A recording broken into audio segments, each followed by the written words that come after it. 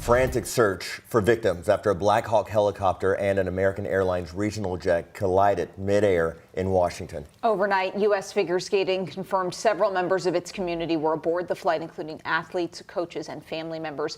They were traveling from a development camp in Kansas. ABC's Nicole D'Antonio has the latest from outside D.C. This morning, the search continues for any survivors after a commercial airliner collided with a helicopter midair while approaching Reagan National Airport. Crash.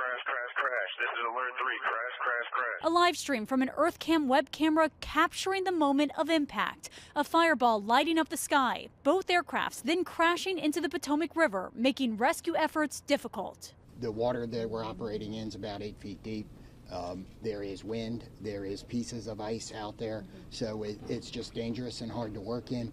It happened just after 8:45 last night. Authorities say the jet was inbound from Wichita, Kansas, and making its final approach to Reagan with 60 passengers and 4 crew members on board. Officials say an additional 3 Army soldiers were on the Black Hawk. From the Department of Transportation and FAA's perspective, we are going to offer full support to those on the ground, to the mayor, but also to the NTSB, who is going to be conducting the investigation in this matter. Ari Schulman was driving home when he looked up and saw the plane falling from the sky. It was illuminated bright yellow underneath, and there was a spray of sparks on the underside of the plane. And I knew something was wrong because it was very, very close to the ground. It was maybe 80 or 100 feet above the ground. Banked all the way to the right.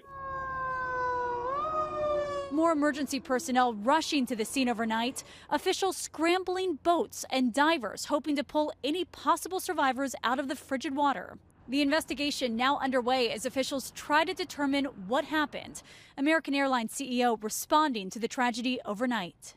I'd like to express our deep sorrow about these events. Nicole D'Antonio, ABC News, Alexandria, Virginia.